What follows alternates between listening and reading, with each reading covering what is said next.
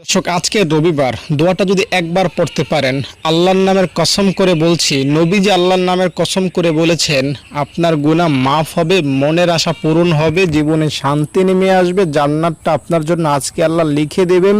আপনি যে মুনাফিকি থেকে মুক্ত, জাহান্নাম থেকে মুক্ত, এটা আল্লাহ তাআলা সার্টিফাইড করে দেবেন। দায়িত্ব নিয়ে বলছি, শুধু মৌখিক কথা শোনাচ্ছি না।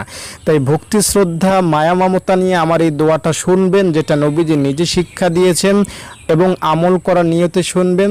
ইনশাল্লাহ দায়িত্ব নিয়ে বলছি, গ্যারান্টি মার্কা কথা বলছি, আপনার গুনাহ A to Z মাফ হবে। আপনি যেদিন জন্ম নিয়েছিলেন সেদিনের মতো হবেন দোয়াটা পড়ার সঙ্গে সঙ্গে। দোয়াটা হলো, আল্লাহুম্মা ইন্নী আসআলুকা বিআন্নী আশহাদু আন্নাকা আনতাল্লাহ লা ইলাহা ইল্লা আনতাল আহাদুস সামাদুল্লাযী লাম ইয়ালিদ ওয়া লাম ইউলাদ ওয়ালাম ইয়াকুল্লাহু কুফুয়ান আহাদ।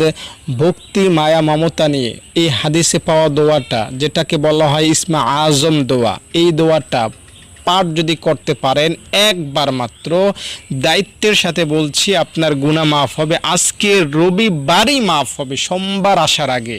এটা সাত আসমানের মালিক যিনি, তার কসম করে বলছি। নবীজি কসমটা এভাবে করেছেন, ওই রবের শপথ যার হাতে আমার প্রাণ। তোমরা যদি এই দোয়াটা পড়ে কোনো কিছু আল্লাহ তাআলার কাছে কামনা করো, দোয়া করো, সেটা আল্লাহ ফিরিয়ে দিবেন না, কবুল করবেন। তাই এখানে চুল পরিমাণ সন্দেহ নাই যে এই দোয়াটা পড়লে আপনার দোয়া কবুল হবে না, আপনার মনের আশা পূরণ হবে না, গুনাহ মাফ হবে না।